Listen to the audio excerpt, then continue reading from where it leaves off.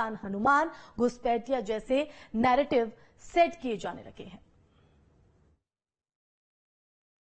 OBC वर्ग की सबसे बड़ी दुश्मन है कांग्रेस।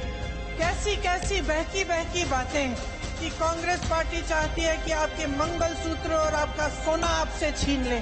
मैं सिर्फ ये कह रहा हूँ कि हिंदुस्तान में आज 90% के साथ भयंकर अन्याय हो रहा है। शाम पित्रोड़ा जी के बयान ने कांग्रेस का मकसद देश के सामने स्पष्ट कर दिया है। उनके 19 सूत्री 20 सूत्री कार्यक्रम बनते थे, लेकिन वे फाइलों तक कैद होकर के रह जाते थे। ये जानबूझकर सनसनीखेज रंग दिया जा रहा है। भैया, आपकी संपत्ति की विरासत होती तो आप छाती पीटने लगते हो। कि सैम पित्रोदा का जो बयान है वास्तव में ये कांग्रेस पार्टी की जो अंदरूनी रणनीति है उसका हिस्सा है। लोकसभा चुनाव जैसे जैसे अब आगे बढ़ रहा है, वैसे वैसे सियासी तपिश भी बढ़ती जा रही है। मोदी गारंटी के साथ 2024 के लोकसभा चुनाव मैदान में उतरी बीजेपी का सियासी एजेंडा पहले चरण के मतदान के बाद अब बदला दिखाई दे रहा है। कांग्रेस को देश की सत्ता से बेदखल हुए 10 साल हो गए और मोदी सरकार का दूसरा टर्म भी पूरा हो गया, लेकिन चुनाव प्रचार में पुरानी बातें फिर से गूंजने लगी। दूसरे चरण की वोटिंग से पहले पीएम मोदी ने हिंदुत्व की पिच पर बिसात बिछानी शुरू कर दी और कांग्रेस को मुस्लिम परस्त पार्टी बताने में जुटे हैं। इसके चलते एक बार फिर से हिंदू, मुसलमान, पाकिस्तान, हनुमान, घुसपैठिया जैसा नैरेटिव सेट किए जाने लगे। दूसरे चरण के मतदान में महज एक दिन का वक्त बचा है। दूसरे चरण के लिए प्रचार का शोर थम चुका है, लेकिन पहले चरण के प्रचार के मुकाबले दूसरे चरण के प्रचार में हिंदू, मुस्लिम और पाकिस्तान की एंट्री हुई। ये वही चरण है जहां से पिछले लोकसभा चुनाव में चरण दर चरण बीजेपी ने विपक्ष के खिलाफ लीड बनाकर रखी, लेकिन इस दूसरे चरण से पहले देश का सियासी तापमान बढ़ गया। 2024 के चुनाव की लड़ाई संपत्ति सर्वे से मुसलमान और मंगलसूत्र तक आ गई। भले ही कांग्रेस चुनाव आयोग से पीएम के बयान को लेकर शिकायत कर चुकी है, लेकिन बयानबाजी अब भी जारी है। दरअसल पहले चरण के मतदान के बाद विपक्ष ने ये कहना शुरू कर दिया कि इसमें इंडी गठबंधन को बढ़त मिल रही है, जिसके बाद दूसरे चरण के लिए बीजेपी नेताओं ने अपने भाषणों में कांग्रेस को ही घेरा। खासकर पूर्व पीएम मनमोहन सिंह का साल 2006 में दिया गया वो बयान जिसको लेकर बीजेपी कांग्रेस पर हमलावर है। We need to be revitalized. We will have to devise innovative plans to ensure that minorities, particularly the Muslim minority, are empowered to share equitably in the fruits of development. They must have the first claim on our resources. वैसे तो मनमोहन सिंह का ये बयान बेहद पुराना है, लेकिन PM Modi ने राजस्थान की रैली में इस बयान को लेकर कांग्रेस को घेरा तो मानो बयानों की बाढ़ सी आ गई। पहले जरा पीएम मोदी का वो बयान आपको सुना देते हैं। ये कांग्रेस का मैनिफेस्टो कह रहा है कि वो माताओं बहनों का सोने का हिसाब करेंगे, उसकी जड़ती करेंगे, जानकारी लेंगे और फिर उस संपत्ति को बांट देंगे और उनको बांटेंगे जिनको मनमोहन सिंह जी की सरकार ने कहा था कि संपत्ति पर पहला अधिकार मुसलमानों का है। पीएम मोदी ने कांग्रेस का घोषणा पत्र का जिक्र करते हुए मंगलसूत्र और मुस्लिम आरक्षण को लेकर कांग्रेस पर निशाना साधा, तो वहीं कांग्रेस महासचिव प्रियंका गांधी ने पलटवार किया। प्रियंका ने कहा कि उनकी मां यानी कि सोनिया गांधी का मंगलसूत्र देश के लिए कुर्बान हुआ है। कैसी कैसी बहकी बहकी बातें। पिछले 2 दिनों में अब ये शुरू हुआ है कि कांग्रेस पार्टी चाहती है कि आपके मंगलसूत्र और आपका सोना आपसे छीन ले। 70 सालों से ये देश स्वतंत्र है। 55 सालों के लिए कांग्रेस की सरकार रही है। किसी ने आपसे सोना छीना, आपके मंगलसूत्र छीने। इंदिरा गांधी ने अपना सोना, जब जंग हुई थी, अपना सोना देश को दिया। मेरी मां का मंगलसूत्र इस देश को कुर्बान हुआ है। 16 दिन पहले आए कांग्रेस के घोषणा पत्र और तेलंगाना में राहुल गांधी के बयान के आधार पर प्रधानमंत्री नरेंद्र मोदी ने जो मुद्दा उठाया उसे पूरी बीजेपी ने उठा लिया। सीएम योगी ने भी इसको लेकर कांग्रेस पर करारा हमला बोला। वो कह रहे हैं कि हम संपत्ति, लोगों की संपत्ति का सर्वे करवाएंगे और संपत्ति सर्वे करके फिर उस संपत्ति को अपने अनुसार फिर उसका बंदर बांट करेंगे। यानी पहले देश के संसाधनों पर लूटपाट। याद करिए, यूपीए सरकार के तत्कालीन प्रधानमंत्री डॉक्टर मनमोहन सिंह जी ने अपने एक अभिभाषण में इस बात का उल्लेख किया था कि देश के संसाधनों पर पहला अधिकार मुसलमानों का है। हमारा कहना है, देश के अंदर भारतीय जनता पार्टी ने 4 जातियों की बात की। गरीब है, किसान है, युवा है और महिला है। इसमें किसी जाति की बात नहीं की है, किसी मत और मजहब की बात नहीं की है। जो गरीब है उसको शासन का हिस्सा मिलना चाहिए। सवाल है कि आखिर अचानक पहले चरण के बाद इतना तेजी से तुष्टीकरण, ध्रुवीकरण वाली बातें क्यों आई? मंगलसूत्र, मुसलमान, मैनिफेस्टो, मुस्लिम आरक्षण और संपत्ति की बात क्या अब इसलिए जोर पकड़ रही है क्योंकि संविधान बदलने का डर दिखाकर कांग्रेस ने घेरा, तो बीजेपी अब संपत्ति बंटवारे का डर दिखाकर घेर रही है? मैं सिर्फ ये कह रहा हूं कि हिंदुस्तान में आज 90% के साथ अन्याय हो रहा है, भयंकर अन्याय हो रहा है। अब मैंने ये भी नहीं कहा, आज तक मैंने ये भी नहीं कहा कि हम कोई एक्शन लेंगे। मैंने सिर्फ ये कहा है कि देखिए, ये पता लगाते हैं कि कितना अन्याय हो रहा है, इसका तो कोई इतराज नहीं होना चाहिए। पहले चरण में मतदान का उत्साह बढ़कर न दिखना अब तेज हुए बयानों की वजह है। क्या बीजेपी अपने कोर वोटर को दूसरे चरण से पहले याद करा रही है कि कांग्रेस आई तो सिर्फ तुष्टीकरण धर्म के नाम पर होगा? क्या बीजेपी ने ये मुद्दा इसलिए उठाया क्योंकि दूसरे चरण वाली 88 सीट अकेले बीजेपी ने 2019 में 52 यानी 59% और एनडीए ने 61 यानी 69% सीटें जीती थी? यानी अब हर वो चरण जहां पिछली बार बीजेपी की लीड विपक्ष के ऊपर थी, तो क्या उस लीड को बनाए रखने के लिए ये सारे बयान आ रहे हैं? ये डर बनाया जा रहा है, भैया आएंगे तो संविधान खत्म हो जाएगा। प्रधानमंत्री खुद कह रहे हैं, अब इनकी बात पे विश्वास करें, प्रधानमंत्री पे करेंगे। प्रधानमंत्री कह रहे हैं कि मैं संविधान की शपथ मैंने ली है, संविधान का सम्मान मैं करता हूं, देश के लिए ग्रंथ है ये। भारत का संविधान कोई नहीं बदल सकता।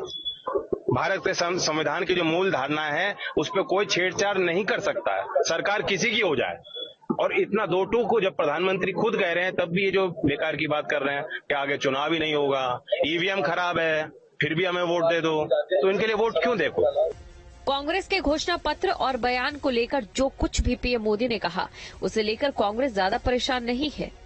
प्रियंका गांधी के बयान के बाद तो कांग्रेस फ्रंट फुट पर खेल रही थी।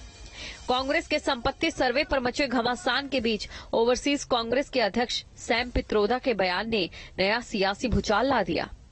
अमेरिका के विरासत कानून का जिक्र करते हुए पित्रोदा ने कहा कि भारत में इसी तरह की नीति पर चर्चा करनी चाहिए। Let me tell you, in America, there is an inheritance tax.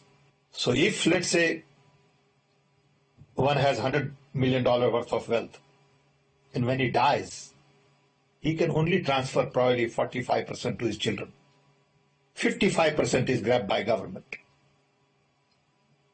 Now that's an interesting law. It says, you in your generation made wealth. You are leaving now. You must leave your wealth for public. Not all of it, half of it. Which to me sounds fair. In India, you don't have that. If somebody is worth 10 billion and he dies, his children get 10 billion. Public get nothing. And law says, you get half of it, public gets half of it. So these are the kind of issues people will have to debate, discuss. और Sam Pitroda के इस बयान से तो मानो BJP को जैसे संजीवनी मिल गई। बयान सामने आने के बाद खुद पीएम मोदी ने भी कांग्रेस पर निशाना साधा।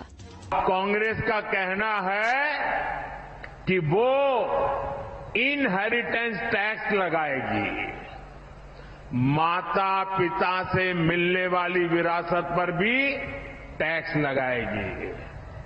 आप जो अपनी मेहनत से संपत्ति जुटाते हैं वो आपके बच्चों को नहीं मिलेगी, बल्कि कांग्रेस सरकार का पंजा उसे भी आपसे छीन लेगा। यानी कांग्रेस का मंत्र है कांग्रेस की लूट। कांग्रेस का मंत्र है कांग्रेस की लूट, जिंदगी के साथ भी और जिंदगी के बाद भी। सैम के बयान से कांग्रेस बैकफुट पर आ गई। चुनावों में बढ़त लेने के सपने पाल रही कांग्रेस को यह एहसास हो चुका था कि बयान पार्टी को नुकसान पहुंचा सकता है। ऐसे में कांग्रेस ने सैम के बयान से ही पल्ला झाड़ना ठीक समझा। जिस विषय वो समझते हैं महत्वपूर्ण होता है उस पर वो अपनी राय जो है स्वतंत्र रूप से देते हैं, खुले रूप से देते हैं और बात करते हैं। इसका माने ये नहीं है कि जो वो कहते हैं उससे इंडियन नेशनल कांग्रेस सहमत है। मैं साफ कह देना चाहता हूं, इस मामले पे जो पित्रोदा जी ने कहा है वो उनकी राय है, पर भारतीय राष्ट्रीय कांग्रेस का पोजीशन नहीं है, इंडियन नेशनल कांग्रेस का पोजीशन नहीं है। कांग्रेस ने तो सैम के बयान से पल्ला झाड़ लिया, लेकिन बीजेपी इस मुद्दे को हाथ से नहीं जाने देना चाहती। बीजेपी नेता सुधांशु त्रिवेदी ने कहा कि ये हिट विकेट है। सैम पित्रोदा ने कांग्रेस के घोषणा पत्र का एक्सरे कर दिया, अब कांग्रेस उसको ढक नहीं सकती। उनके स्वर्गीय पिताजी के गुरु सैम पित्रोदा ने ऐसा एक्सरे कर दिया है उस मैनिफेस्टो का कि अब राहुल गांधी जी भी कुछ बोल ले या कांग्रेस का कोई प्रवक्ता कुछ बोल ले, आप सभी जानते हैं अगर एक बार एक्सरे हो जाए फिर कितना भी कपड़े से ढकने का प्रयास करो वो हकीकत सामने आ जाती है। तो वो हकीकत अब पूरी तरीके से खुलकर सामने आ गई है। जिस प्रकार की बातें उन्होंने कही वो मैं कह सकता हूं उनकी पार्टी के एक हाईटेक व्यक्ति ने कही है। दरअसल सैम पित्रोदा का ये बयान कांग्रेस के लिए सेल्फ गोल की तरह था। बीजेपी ने लगे हाथों मुद्दा लपका, कांग्रेस को घेरना शुरू किया। चुनावी मौसम में इस तरह की सियासी बयानबाजी होती है, लेकिन ये पहले चरण में नहीं दिखी। यूपी में पहले चरण की 8 सीटों पर चुनाव हो चुका है, दूसरे चरण की 8 सीटों पर 26 को मत पड़ेंगे। इन 16 में से 13 सीटों पर अल्पसंख्यकों के वोट चुनाव की दिशा तय करने में सक्षम है। बीजेपी भी इससे वाकिफ है, इसीलिए उसके चुनावी अभियान में विकास के साथ आस्था और हिंदुत्व के स्वर गूंज रहे हैं। मोदी योगी के भाषणों में राम मंदिर के निर्माण से लेकर मथुरा की संभावनाएं तक मंच से मुखर है। लेकिन अखिलेश यादव हो या कांग्रेस के चेहरे राहुल गांधी या प्रियंका, वेस्ट यूपी में अब तक उनके भाषण इन मुद्दों से दूर रहे। वो आरक्षण, संविधान, रोजगार, पीडीए और भ्रष्टाचार के इर्द गिर्द टिके हैं। यही वजह है कि ध्रुवीकरण की आग में झुलसने वाली पश्चिम की सियासत में इस बार लोगों को जाति के बयान महसूस हो रही है।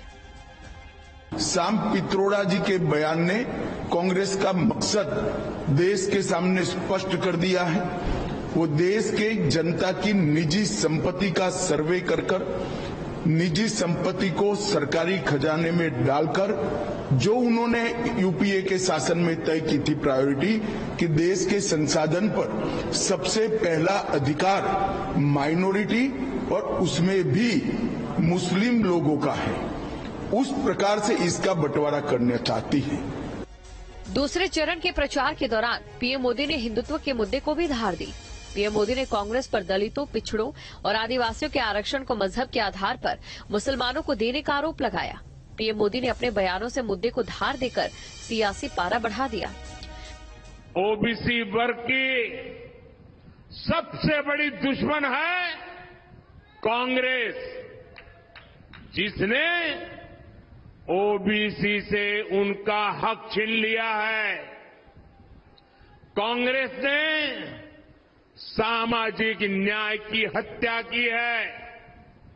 कांग्रेस ने संविधान की भावना को ठोकर पहुंचाई है।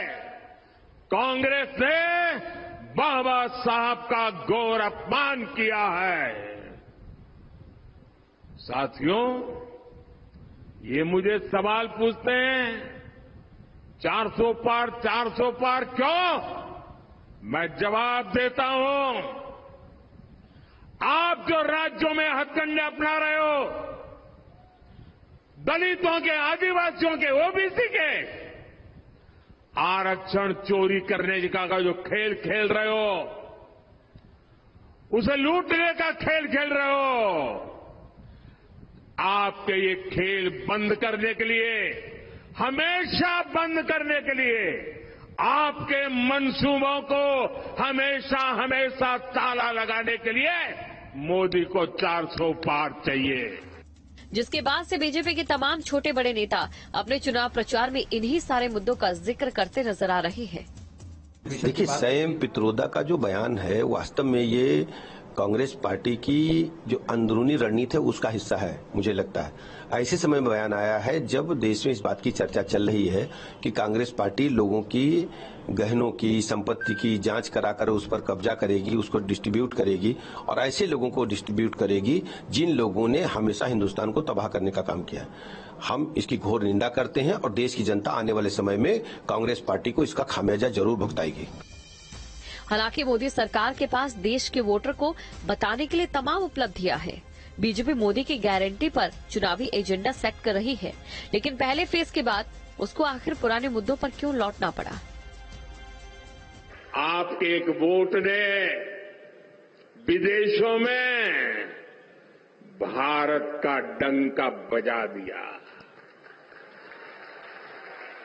आपके एक वोट ने सीमा पर से हमें आंख दिखाने वाले दुश्मन के होश ठिकाने लगा दिए। और ये आपका ही एक वोट है जिसने अयोध्या में 500 साल के इंतजार के बाद राम लला को भव्य मंदिर में विराजमान कराया। पहले चरण का चुनाव जिस तरह का है, उसके बाद बीजेपी की सबसे ज्यादा चिंता थी लोकसभा चुनाव कैसे गरमाया जाए और क्या किया जाए कि लोग सड़कों पर उतरकर मोदी मोदी के नारे पहले की तरह लगाने लगे। मोदी गारंटी, विकसित भारत का संकल्प, आर्थिक मुद्दों से राजनीतिक धरातल पर बहुत ज्यादा असर नहीं हो रहा था, क्योंकि इससे मतदाताओं का सीधा सरोकार नहीं। और शायद इसी वजह से बीजेपी को पहले चरण की वोटिंग के बाद अपने पुराने मुद्दे पर लौटना पड़ा। बीजेपी के मतदाताओं को बातें भी वैसे ही पसंद है जिस तरह पीएम मोदी अब कर रहे हैं। ये संपत्ति इकट्ठी करके किसको बांटेंगे? जिनके ज्यादा बच्चे हैं उनको बांटेंगे। घुसपैठियों को बांटेंगे। क्या आपकी मेहनत की कमाई का पैसा घुसपैठियों को दिया जाएगा? आपको मंजूर है ये? पीएम मोदी ने बांसवाड़ा की रैली से ठंडे पड़े लोकसभा चुनाव में भी तपिश ला दी। दरअसल बीजेपी के 3 तरह के वोटर हैं, जिसमें सबसे पहले पक्के वोटर, दूसरे जो पहले दूसरी पार्टियों को वोट देते थे और अब बीजेपी को वोट देते हैं, और तीसरे फ्लोटिंग वोटर जो किसी को भी वोट देते हैं। पीएम मोदी इस तरह से अपनी बात रखते हैं ताकि उनकी बात हर तरह के वोटर्स तक पहुंचे। ऐसे में पहले चरण की वोटिंग में प्रतिशत गिरने के बाद मोदी का ये बयान आया। उनका भाषण ये बताता है कि पार्टी अपनी मूल राजनीति की ओर लौटती नजर आ रही है। फिलहाल दूसरे चरण के मतदान पर पीएम के इन बयानों का क्या असर हो